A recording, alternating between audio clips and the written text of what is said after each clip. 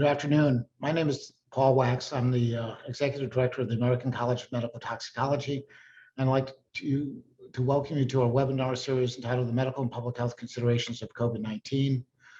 This particular webinar is a special collaboration between ACMT and the Pediatric Environmental Health Specialty Unit, PACU group, which is part of a mini-series on safer disinfectant use in COVID-19. Today's webinar is going to be on disinfecting devices and best practices. Next slide. This presentation was supported by the American Academy of Pediatrics and funded in part by a cooperative agreement with the Centers for Disease Control and Prevention and the Agency for Toxic Substances and Disease Registry.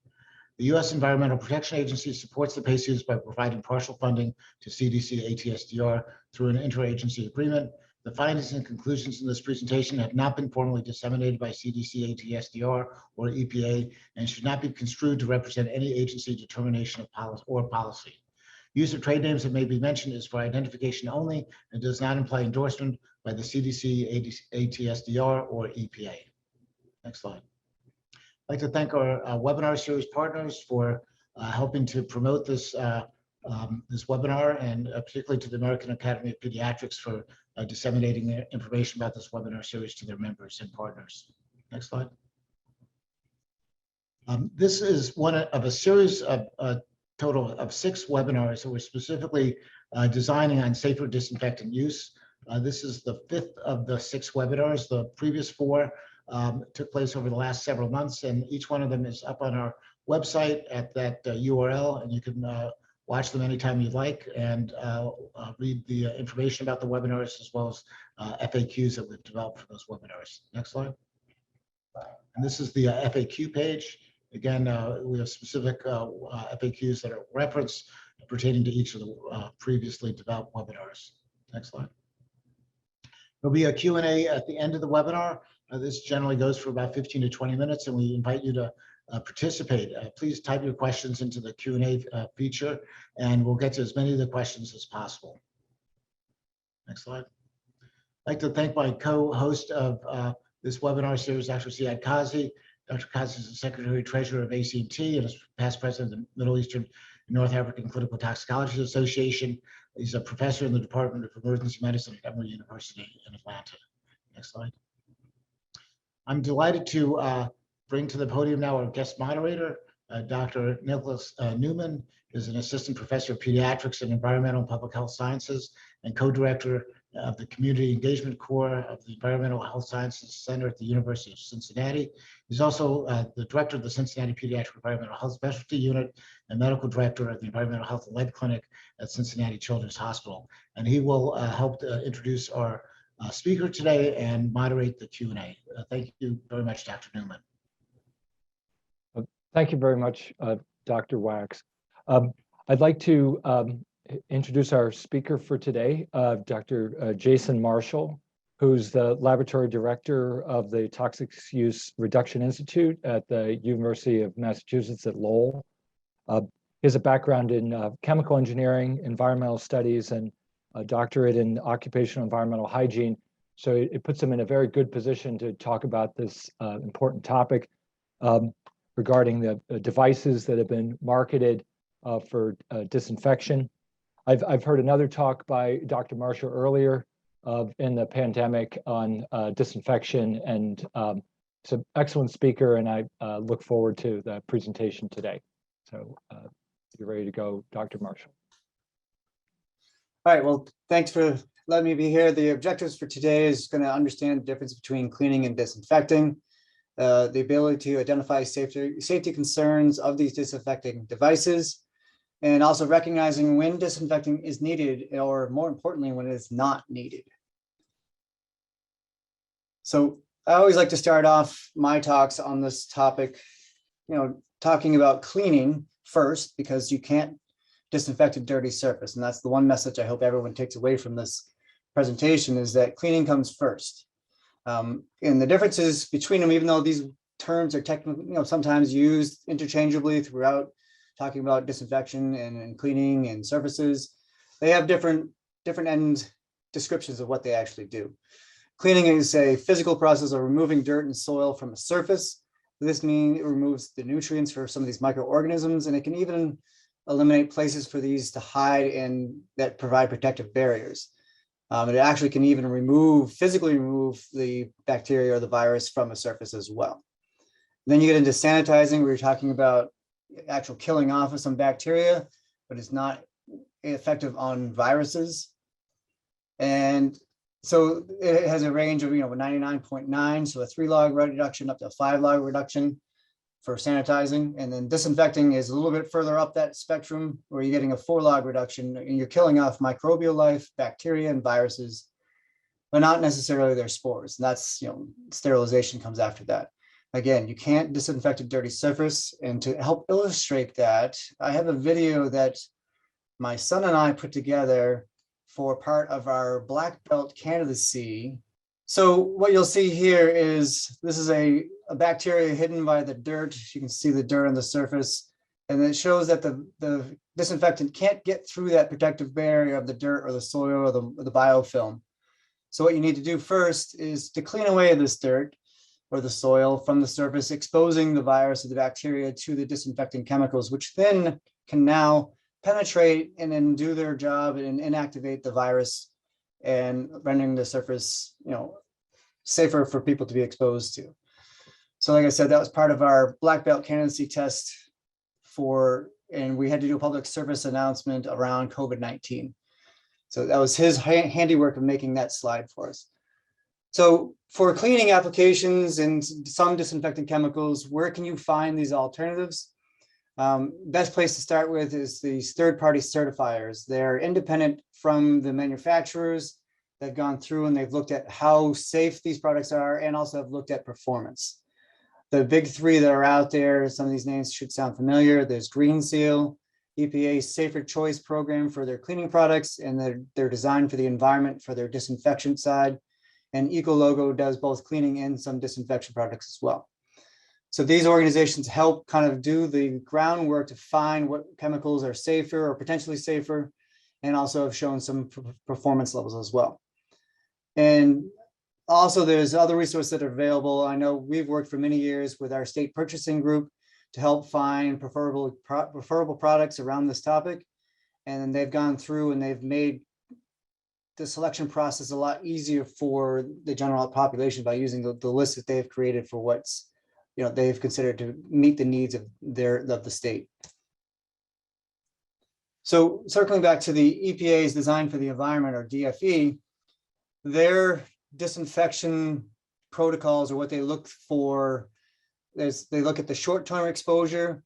They have a category system from 1 to 4, and they're looking for products to be in the category 3 and 4, the least hazardous classes.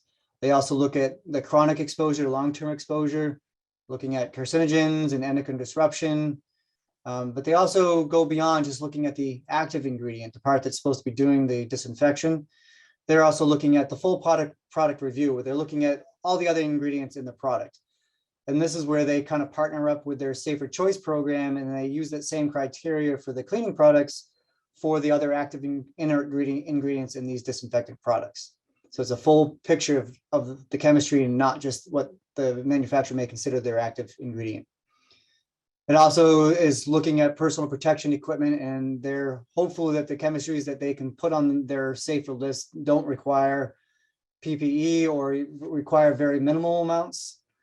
The other thing that they look for is any unresolved issues, whether it's around the one-offs, things that you may not necessarily see in the bulk,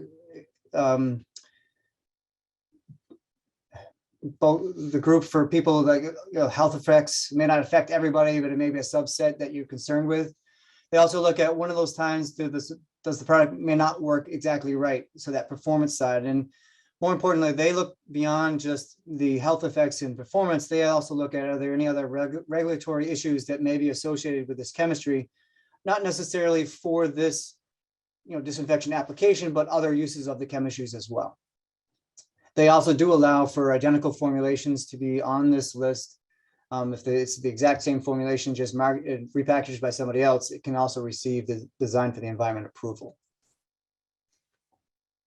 But how you clean really does matter. We're circling back around to cleaning. So the operating conditions have a huge impact on what you are doing. You know, the concentration and the temperature of the products, as well as how you're applying it and scrubbing the surface and how long you're doing it for, really will impact how well and how effective you are. And in the bigger picture of the cleaning scenario, and this can include disinfection as well, the first step that you need to do is to go through and figure out what's going on in the current process. And I always encourage people to ask why, not just once, but maybe 3 or 4 times. Why do you do it this way? Why are you using this chemistry? And why not do it this way? And the answers that you shouldn't accept are, we have always been doing it this way, therefore we're going to continue to do that way. And we've learned over the past 1.5 years that things are evolving, and you have to make sure you're up to date with what's going on and change your system. It's not just we have a process, we're done, we're just going to stick to it. Make sure you go back through and review what you're doing and how you're doing it. It's always good to have someone from outside of the cleaning process take a walk through and do a review of the process and ask those why questions. It allows for a new perspective, and that's something that the lab can help with. We have some guides as documents and questionnaires that you can use to help you walk through a process and figure out what questions to ask. So I'm not going to go through the EPA list because I have a feeling you've done those in the past couple of presentations talking about what those active ingredients are that EPA considers to be on their DFE safer active ingredients. I'm more concerned today about talking about the other active ingredients that may not be on their list, and also the delivery devices and the methods of how you're applying these chemistries. So these include some of these on the screen here I'll talk about. But first, EPA does not register these products. That's not to say that they're just, someone can just say, oh, this can be used for killing off COVID. There has to be testing data that goes along with it. So it's important the manufacturers have to supply this data or have it available for people to see. And I always encourage people, when you're thinking about going and using a new type of equipment, ask the manufacturer for these testing results to prove that this chemistry that you're looking at or this delivery system is applicable to the virus or the situation that you're trying to do. These devices work differently than the chemical side. It's more of a physical means that it's disrupting the membranes of the viruses and inactivating them, either electricity or light or through mechanics and heat. There's a whole long list of things I could go through, but if you go to that link that's in the presentation, it helps kind of give you an idea of what EPA is requiring of these manufacturers of the disinfectant devices. So the first device that I'm going to talk about is the superheated steam vapor device. It's important to know that these aren't what you probably are thinking of, these giant steam cleaners that you would use on a carpet where you need an extraction system to suck up all the water after you're done. These use very little water, and it's using the temperature of the steam to do the disinfection. And there are several manufacturers of these steam vapor units. They've done extensive testing on a wide range of bacteria and viruses. And the great thing about these systems is that, unlike traditional chemistries where you may need 5 to 10 to 15 minutes of contact time to achieve effective disinfection levels, many times you can get this with under 30 seconds of contact time. And if you're comparing turnover rates in rooms, 10 seconds versus 10 minutes is a big difference, and it's a game changer if you're able to do this. Another nice thing about these devices, unlike some of the chemistries that are designed to work on non-porous surfaces, these devices can also be used on porous surfaces like fabrics and carpets and things like that. As I had mentioned, these steam devices rely on temperature, and so that's one of the main concerns when using these is what happens if someone gets blasted with the steam from this device if they're using it improperly. Well, the good news is that the temperature profile drops off very drastically. Within 6 inches, your temperatures, we're not going to have a lot of concerns or issues over damage or injury from being exposed to it. It's the up close, essentially right underneath the head of the steam is where the high temperatures are. And what this picture doesn't show is that usually this system uses a cloth towel that wrapped around it, which helps to pick up any of the dislodged dirt and grime and viruses from the surface. And then you can launder those towels and reuse them and remove the dirt and soils from the surfaces. So the next system up is the electrolyzed water systems, also known as ECA, electrochemically activated systems. And the ones that we've been looking at are focused on generating hypochlorous acid. They use a mixture of salt and water, and in some cases they add in an acid to help keep the pH low. It's usually just vinegar that they've added to the solution. But the importance around hypochlorous acid is, unlike hypochlorite, which is the main active ingredient in bleach, and chlorine gas, both of those are respiratory sensitizers. The hypochlorous acid is not. The trick in being able to use these devices safely is the control of the pH range. As you can see on the chart and on the graph, once you hit a pH of 6, you're no longer dealing with mostly hypochlorous acid. You now have a mixture of the two, and temperature plays a role in this curve as well. So this is shown at room temperature. If this was done at colder temperatures for the water, you would see that curve extending a little further out. That would be 100% up through like 5.5 pH versus at the 2 and 4.5 where it starts to drop off. So temperature does play a role. The pH is important to make sure that you're in a safe region and having the hypochlorous acid and not the hypochlorite. So what essentially happens is you break apart the salt and the water in the solution, and it reforms to form the hypochlorous acid. As I had mentioned, you're adding the acid, in this case vinegar, to the solution. Helps maintain that pH in an acceptable range for the generating the hypochlorous.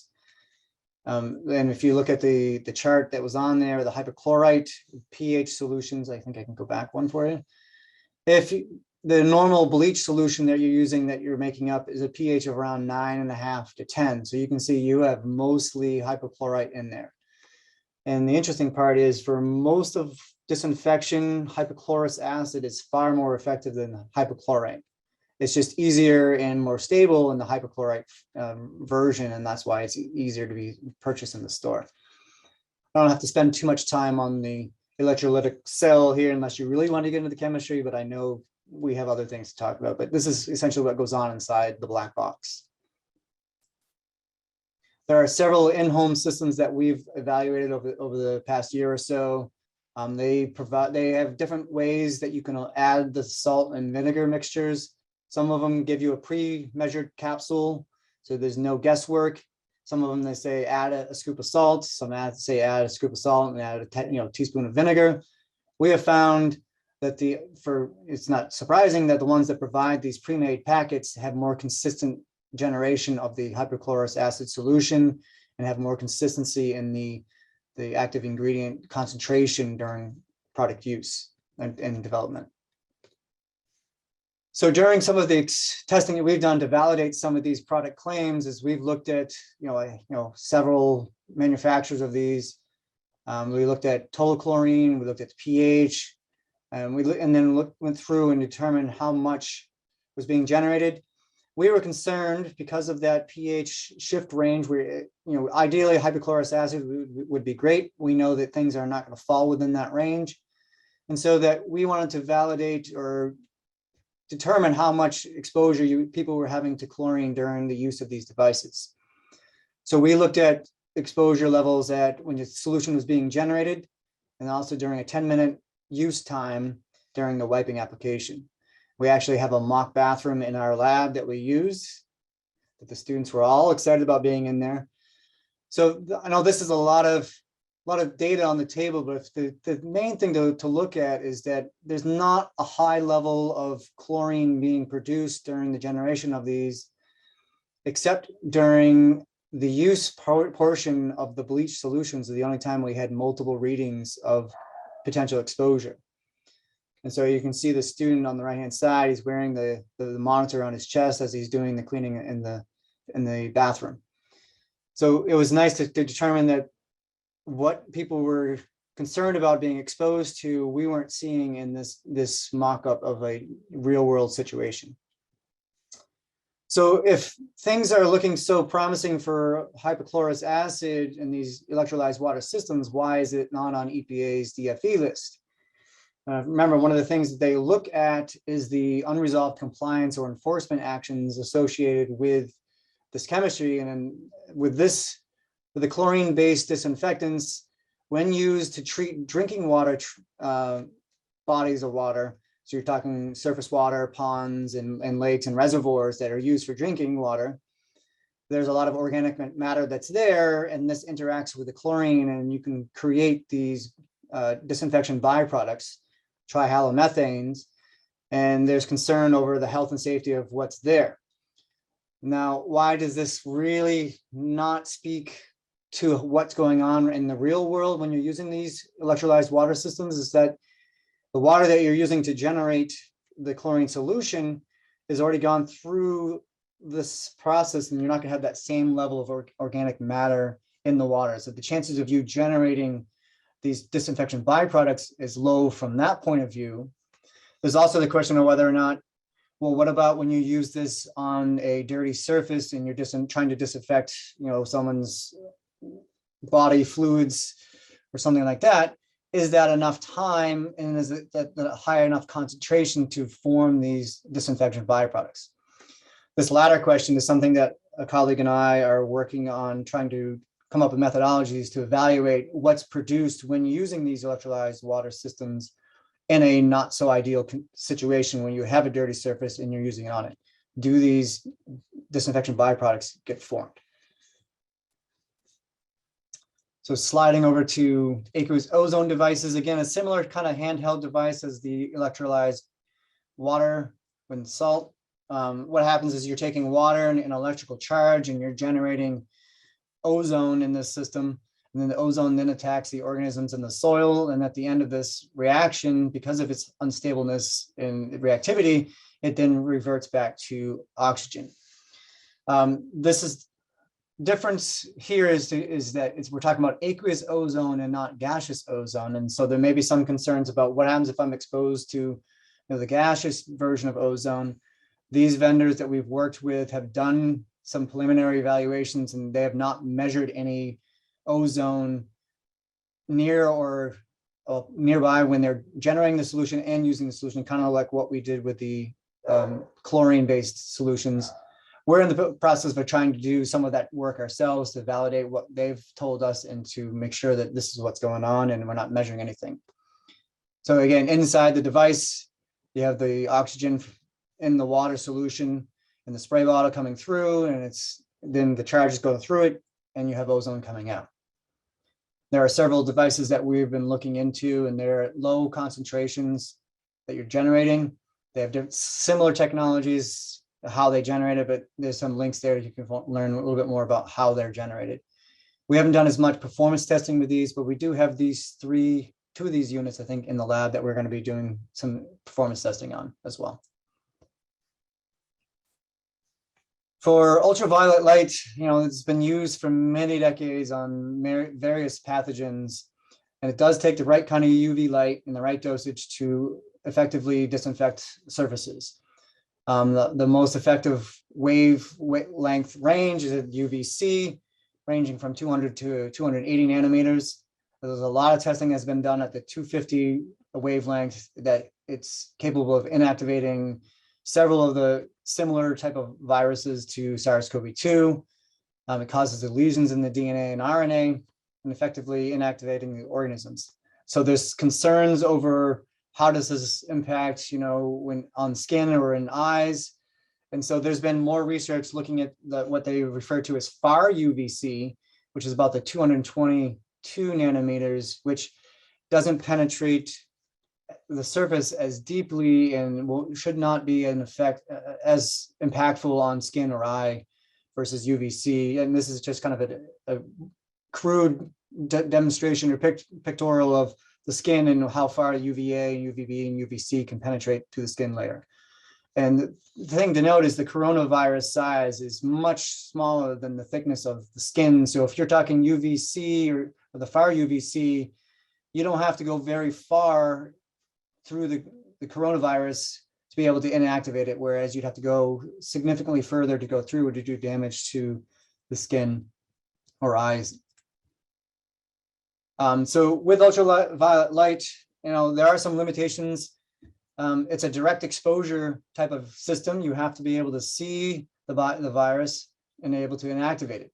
This means if you have a dirty surface, you're not going to be able to get to it. And it doesn't have to be necessarily a dirty surface. It can just be irregularities in the surface characteristics, which can provide shading and blind spots where the UV light can't get to. So it's important, again, to make sure that you have you've done cleaning and you have multiple angles to be able to ensure you're getting all the surface being exposed to. So early on, when they were talking about SARS-CoV-2 and they were saying, well, it's a lipid enveloped virus, it should be easy to disinfect. Some people were saying, well, what about aqueous cleaners, these degreasers that are on the market? Would these work at dissolving that membrane and inactivating the viruses? Again, if you look at the picture of the virus on the right-hand side, the envelope layer, that's where this would be targeting. We've done some work at just looking at how does the chemistry, an aqueous all-purpose cleaner, work at inactivating it. And we've found that you get some level of reduction. You get about a 1 log reduction with not any kind of physical scrubbing of the surface, just applying the chemistry, and some of it will break down. But again, this testing that we were doing was not on an enveloped virus. It was on the MS2 bacteriophage, and that has a different membrane around it. And it's not the same connecting the results. If it worked on that, it should work on SARS-CoV-2, but if it didn't work on it, it doesn't mean it wouldn't work on it. We haven't gotten to that point where we have a suitable virus for us to work on in our facilities to validate these aqueous degreasers. So switching over to how we apply it to the surface, I'm not going to cover the wipe on, the immersion, and the spray bottles. Those are the traditional methods that people have been using, and there's the high touch points that you'd be spraying and wiping down. I'm talking about more of the electrostatic sprayers, the foggers, and the misters, where you're talking large scale application of these chemistries to help with the disinfecting of surfaces. So I just want to come back around and say safety still matters. The product's safety and effectiveness may change based on how you're using it. It's always important to clean first.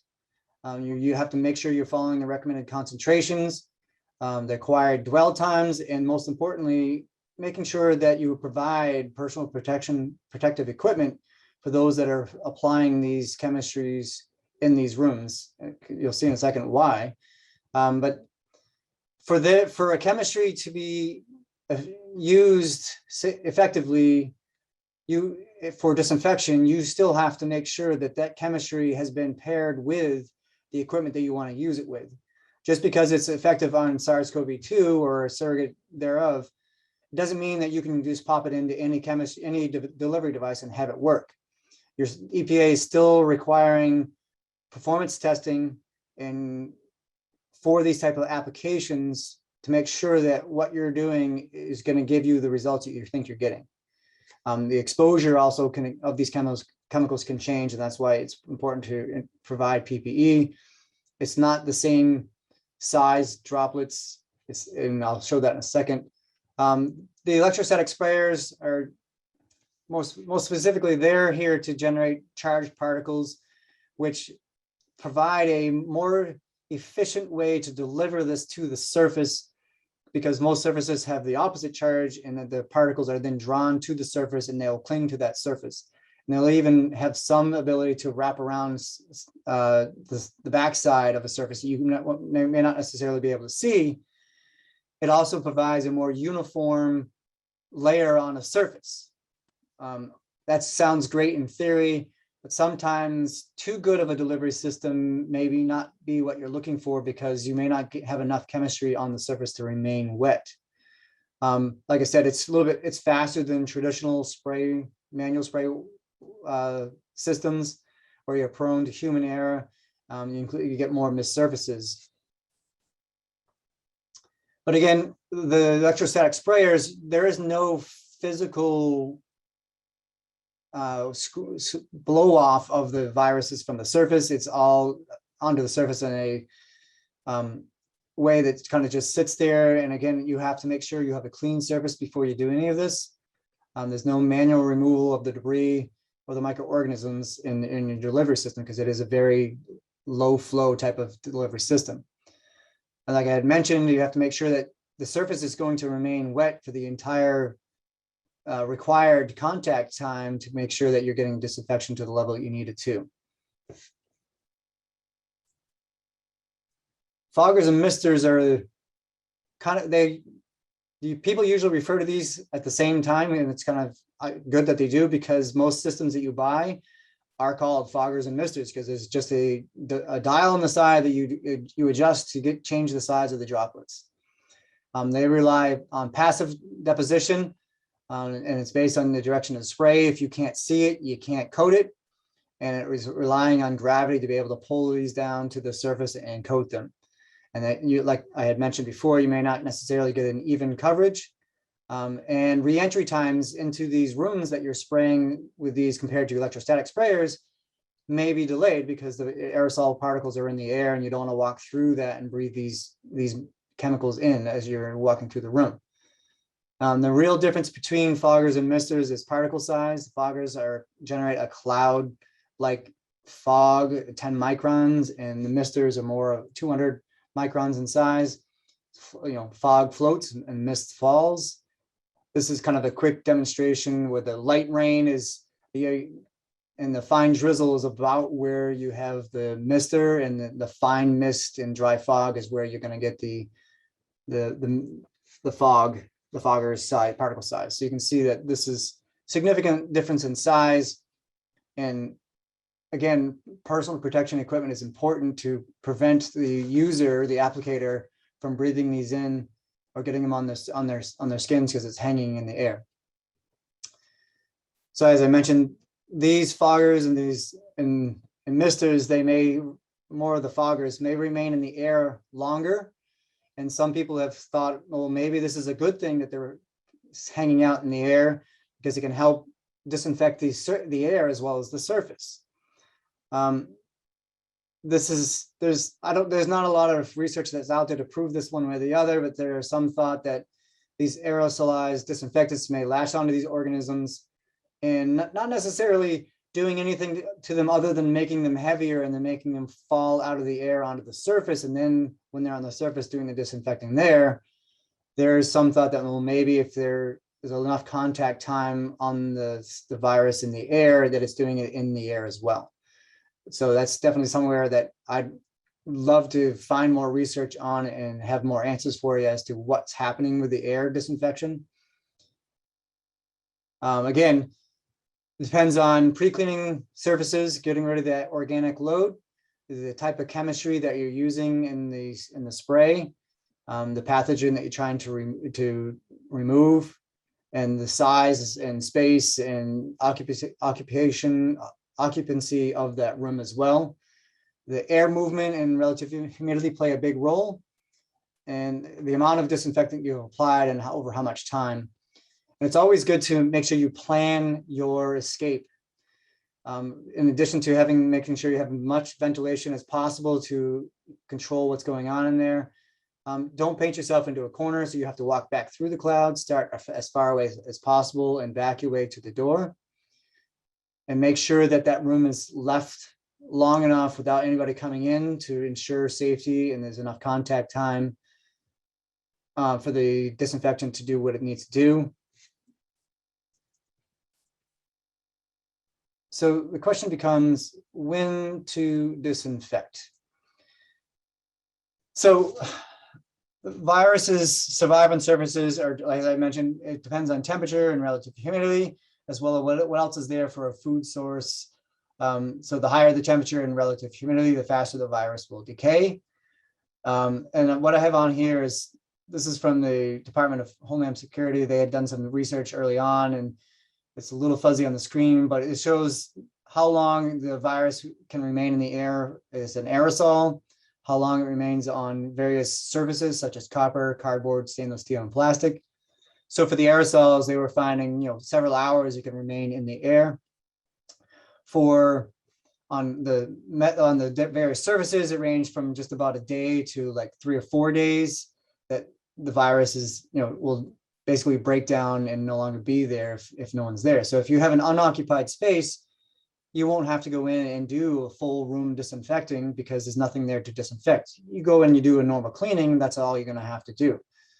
And so this is kind of relates back to when schools were closed down for much of the past year. And then when they decided they were going to reopen, what did they do? They went in and they said, well, I have to disinfect everything. So they went through and they wanted to disinfect every surface in every room throughout the whole facility. And that is just something that is not necessary to do and is not practical. So why is clean? So I want to walk through a kind of a scenario of why cleaning and hand washing is important. We have learned over the year and a half or so, that touching a surface and transferring the virus from that to yourself is not necessarily a main path of contracting the virus. It's more of the aerosolized version of it. But this kind of helps to demonstrate why hand washing and surface cleaning is enough to maintain a facility to acceptable levels. So I did some research to try to figure out what was the transference rate of a surface when you touch it with your hand, and then go from your hand to your mouth or your eye, and then what happens if you clean that surface. So I took the worst case scenarios of the high-end transference rate of 22%, the 10% from the hand to mouth, and a low level of adequate cleaning, 90% reduction. And hand washing, most people don't wash the hands correctly, so you're lucky if you get 75% removal of stuff from your hands. So using those numbers, if you take a worst case scenario with 1 million virus organisms on a surface, which is a lot, and then you were to touch that surface, you now have 220,000 organisms on your hand, which is kind of scary. And then if you then touch your eye or your mouth or your nose, you got a 10% transference from there. Without doing anything other than touching a dirty surface and then touching your face, you have a 98% reduction, which shows you that there isn't a lot of transference of that virus to you through that mechanism. So if we introduce the low-end hand washing and maintain everything else, you can see that your reduction from the initial million is down 99.5%, which is pretty good with just washing your hands alone. And if you introduce in just a general cleaning of the surface, you get a 3-log reduction from the initial 1 million organisms. And that's pretty significant. And you didn't do any kind of disinfection. You're just using a normal aqueous-based cleaner. And if you introduce a low-level disinfection, a 3-log reduction of disinfection, along with everything else you've done, you've gone from 1 million organisms down to 1. So that's pretty significant, and we didn't do a lot of disinfection. So what does this mean is that, well, the good news is that most surfaces that you're going to come in contact with are not going to have that large number of organisms. And as I had mentioned before, the organism starts to decay as soon as it lands on that surface. It doesn't last for very long. So if you're a day out from when someone walked through there with the virus, there's not going to be much there to have to disinfect. So cleaning is going to be adequate to remove a majority of what's there. Washing hands and not touching your face is another way to break that chain of transmission. So we can do all this without having to use harsh chemicals. And it's the main thing that you kind of want to promote is if you see someone going willy-nilly with a disinfection on all the surfaces, it's like it's not really doing anything but exposing you to harmful chemicals and causing more different health effects from that chemistry that you're using. I believe this kind of brings us to the end of my talk around when you should disinfect. As I had mentioned, you don't need to disinfect everything every day. And is it important to look at which chemistry you're using in a fog or a mister if you so are inclined to use one? And that's the main thing, is making sure that these chemistries are compatible with the devices you're looking at. And that's something you can talk with the manufacturers of these equipment and say, have you tested the chemistry? You can talk with the chemistry manufacturers and said, have these been tested in a fog or a mister? And then figuring out if the best use for that chemistry. Thank you very much, Dr. Marshall. That was very informative. And we do have a fair number of questions that have come in on the Q&A here.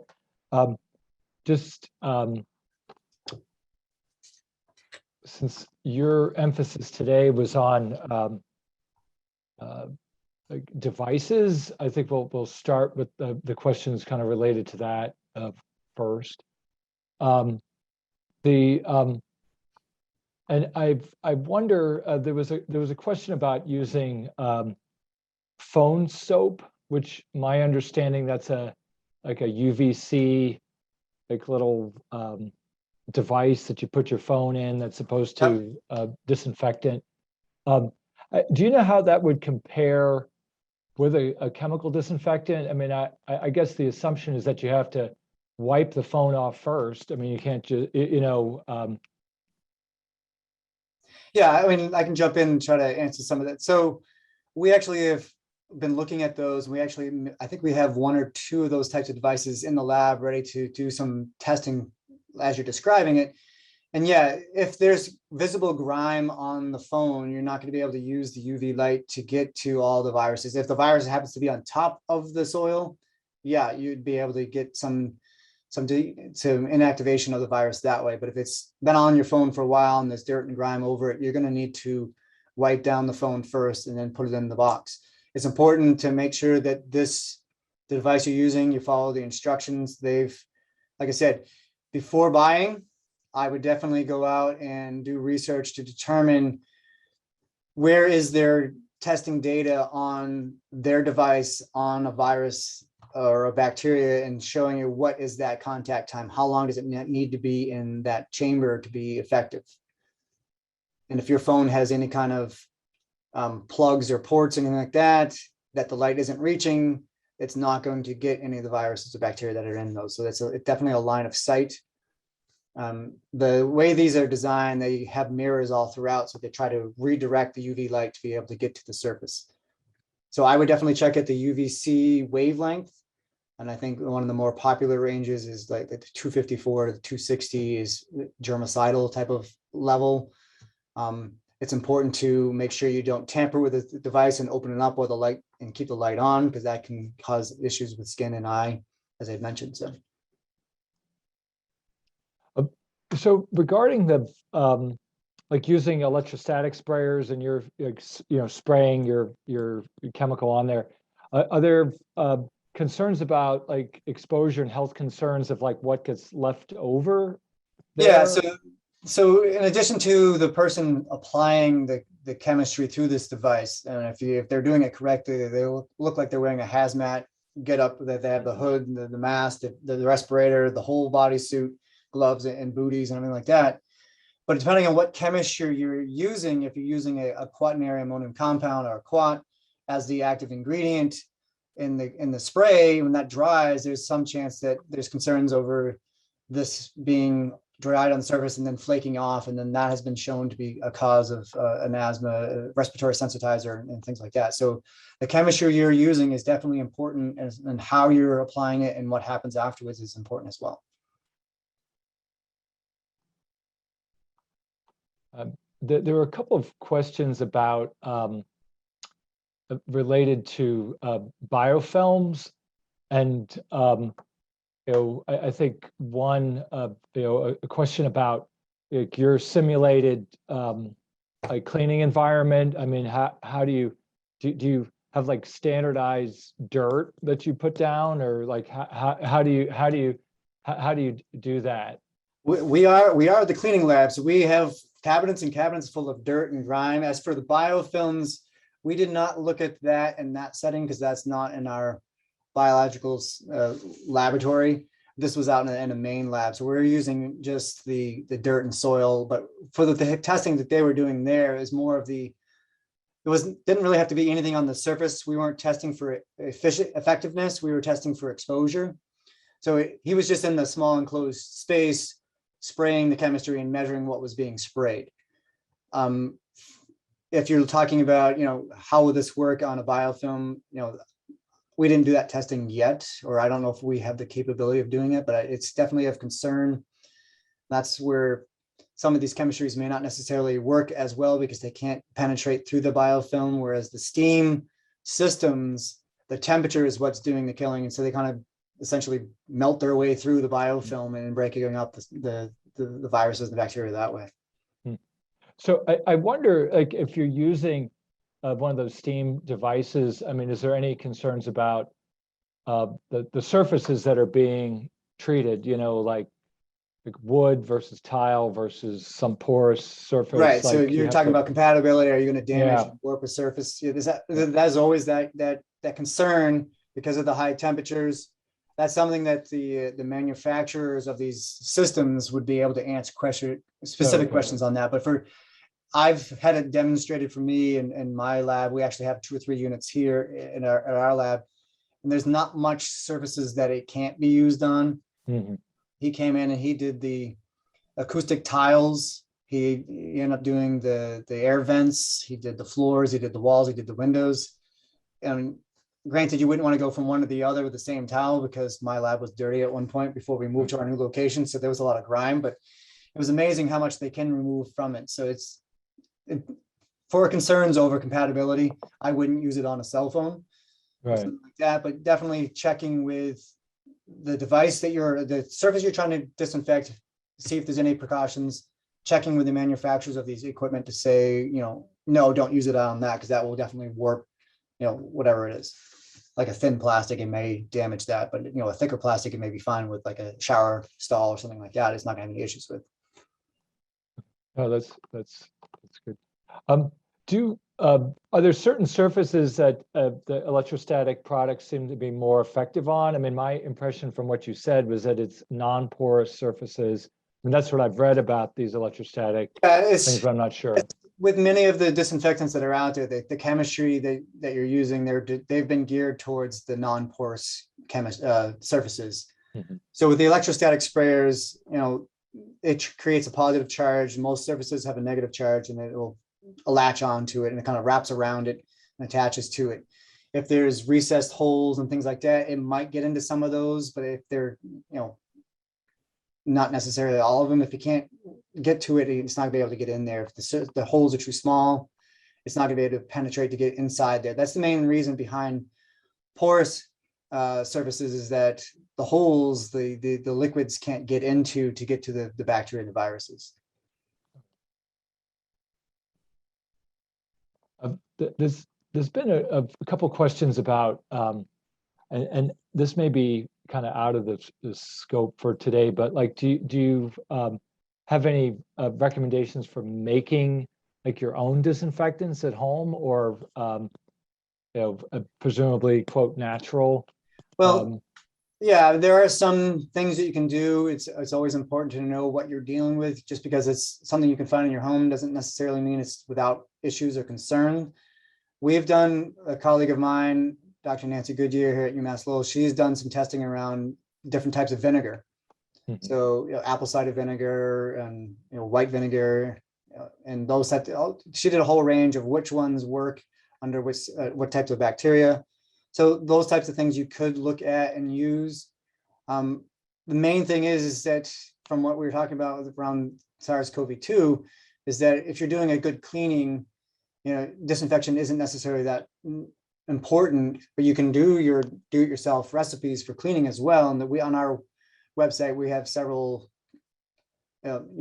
recipes that are out there that we've tried to validate and show performance in a lab setting versus just, well, my grandma used to do it this way, or this one should work. We've tried to put some of those to the test and do some validation of those do-it-yourself recipes. Okay, that's helpful, because I think a lot of people are thinking that, but from my experience, for some of the patients I have, like they mix together a whole bunch of things in their house that probably should not be mixed together to make. Well, the good news is on our website, we actually have a list of don't do this because you'll be in the hospital. Yeah, so it's important, like I said, to know what you're dealing with and what you're mixing together. Acids and bases usually you don't want to mix together, right, unless you're making a volcano.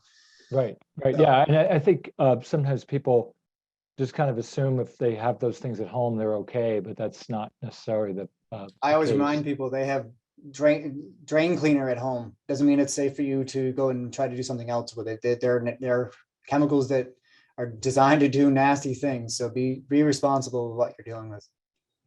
Has your group looked at, I mean, I know that this may be off the scope, but like, have you looked at anything like with like air purifiers that have UVC or like something like that, or is that another group? Yeah, that does that? we've done a little into that realm. Like I said, we've been focused on the electrolyzed water systems up front. Mhm. And then we've been trying to do research into the air purifiers and looking at that whether the physical capture of the virus is enough, or if the UVC light ones actually provide that next level of killing it off once it's captured. Because what happens when you're just using a HEPA filtration is that the virus gets trapped in there and basically gets dried out and inactivated that way. It takes a little bit longer, and then you have to deal with the virus on the filter. But with the UVC lights in filtration systems, you have that extra level of killing them off within seconds or minutes while they're passing through there. Yeah, because I wonder. I mean, from partly too. I mean, from talking to some of my colleagues who do like indoor air research. Some of the filtration and other systems like that are almost to treat the equipment itself and not necessarily the air. Do you know what I mean? Like, yeah, they may be they're trying to maintain air temperature, air humidity, and everything like that, and they're not worried about capturing other things. But if you're introducing in some of the HEPA filters to this process, that's a way to provide another tool to help control the virus spread. And it's good if you can have the filtration with, like I said, if you add in UVC, and then you also add in good housekeeping practices where you're cleaning in high touch areas and things like that. That whole realm of everything you're doing is going to help make it a better situation. There isn't one thing that's going to solve all of the problems. Right. Does your group ever look at, I mean, you've looked at UV, I mean, do you look at, has anyone looked at ionizing radiation in your group, or is that? We have not, no, that's, okay. I have to draw the line somewhere, and I can only do so much. So. Oh, no, that's fine. I just figured, because there were a couple people asking about that. I can definitely put that on our radar to have. What we do is we tend to have students looking for projects, and if there's questions that are out there unanswered, well, guess who gets to do those projects? Right, yeah. So yeah, when I was a student, it was the same thing. So oh, here, why don't you work on this? Does your group look at, because I know like there's various ionization technologies, and I know there's like unipolar and bipolar. Have you outside my area of expertise, but like I said, if those questions come up, don't be hesitant to send them our way, and we can see if we can come up with something around that topic. We may not have the answers now, but we could definitely help towards that path. Yeah. I mean, as I know, some of the ionizers, one of my colleagues had been looking at like unipolar ionizers in air, and there was a concern about other products being made. I think the bipolar, I don't know that there's been as much, that I've heard of. So that came up as a question here. So, there was a question about probiotic cleaners, and from what I know about those, the probiotic is just like some kind of bacterial byproduct, so that EPA has like, they may be like safer choice or something. I didn't see a DfE designation for them, but do you know of any like third party that looks at some of the ingredients of these kind of natural kind of probiotic type things? Yeah, so from what we've been working with, these are organisms that are designed to outcompete viruses and bacteria on the surfaces to kind of provide a beneficial protective barrier on the surface.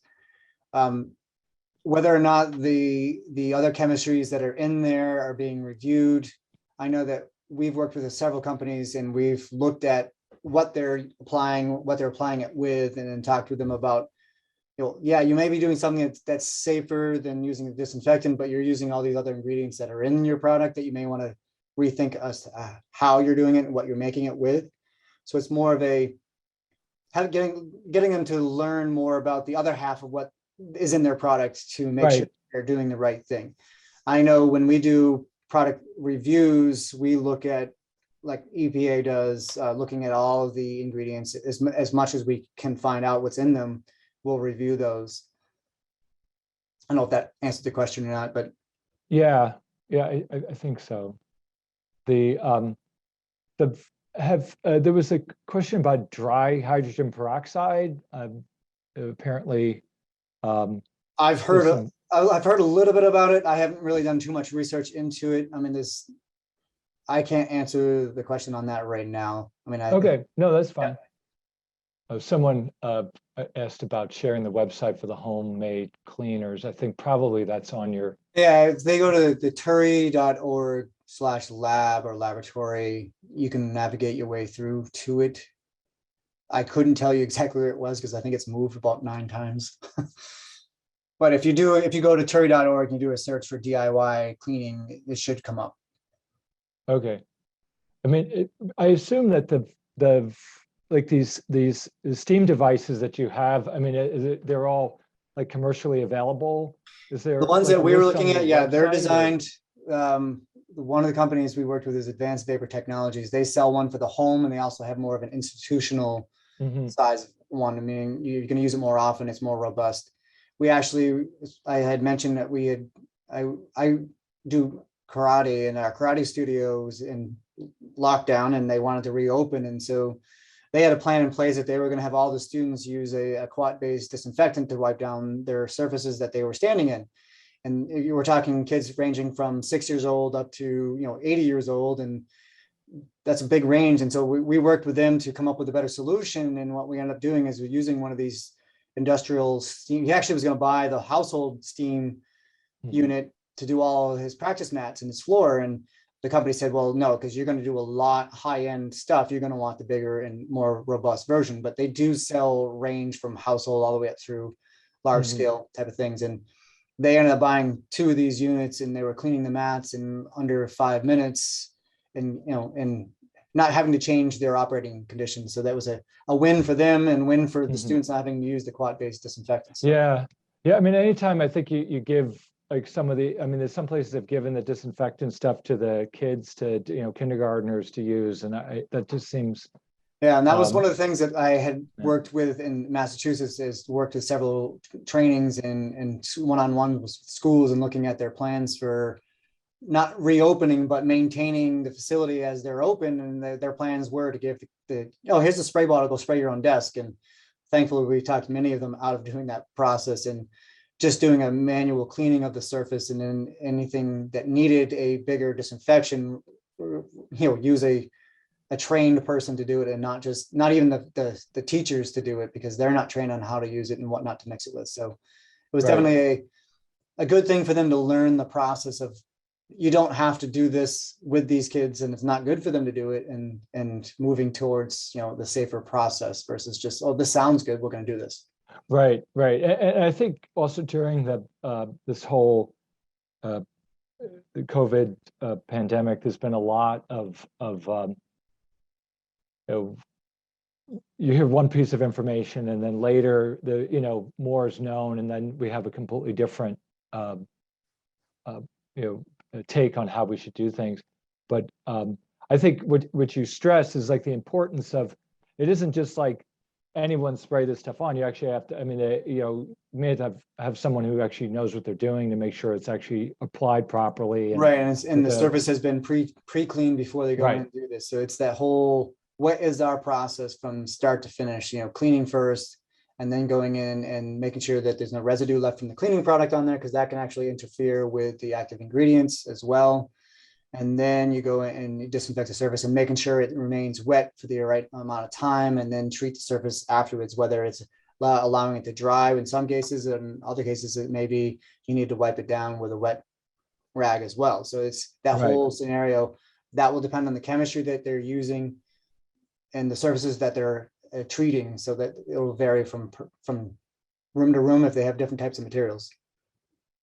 Do you do any research on like people putting stuff on themselves? hand wipes versus disinfectants or anything, or are you mostly Yeah, working on the surfaces? closest we come to that is we do hand washing tests, but nothing around disinfectants that you would be applying to your body or anything like that. We've been asked about that, and that, again, that there's limitations to what we can do in our facility, and that's one of the ones that we don't do. Yeah, that was one of the questions. So but if you don't do it, I mean, like, it's not really something talk about. So one question, maybe this is something that people think about a lot. I mean, how do you decide how often something needs to be disinfected? So because the question is more about disinfecting daily, but I think it's not, or rather not disinfecting daily. But I guess my question is, how do you determine the interval? Yeah, and that's one of those things that when we were reopening our facility back in May of last year, we had this plan in place that we were going to disinfect what we thought were all the high touch, high risk areas that you're describing. And so we said, all right, these are the areas that we're going to target.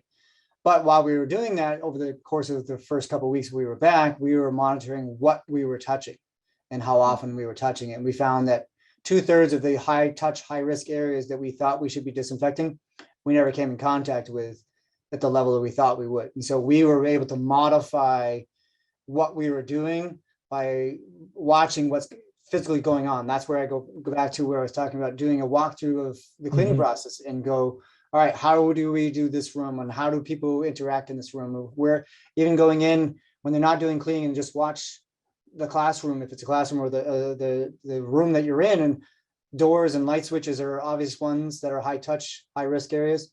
Is it the bed rail? Is it the desktop? It's probably not the floor, and it may not even be the windowsill.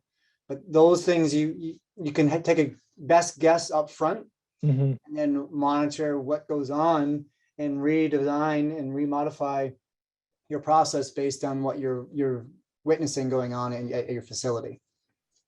Yeah, because I think that's probably important. And as you stressed before, like, you can't disinfect every single thing all the time, right? And you want to direct the effort to the right area. So I'd like to thank you very much, Dr. Marshall, for this great presentation today, and also for answering the questions from the audience. So I'm turning back to Dr. Wax. Yeah, and thank you very much. It was a great presentation, very informative.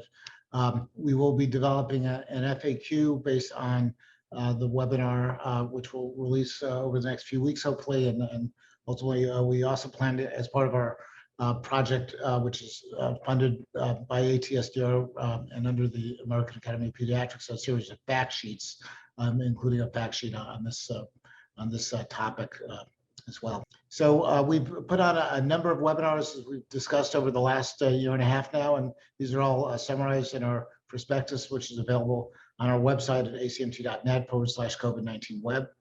Next slide. And I'd just like to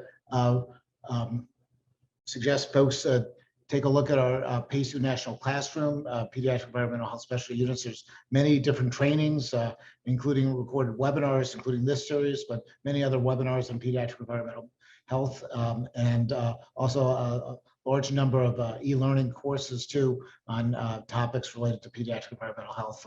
Lots of subject matter experts from all over the country have helped produce these over the last several years. From climate change to a variety of other topics. And we encourage you to take a look. And this is available at www.pacu.net/nationalclassroom.html. At this point, I'd like to thank everyone and thank again our presenter and our moderator for an excellent presentation. Everyone, please have a good day. Thank you.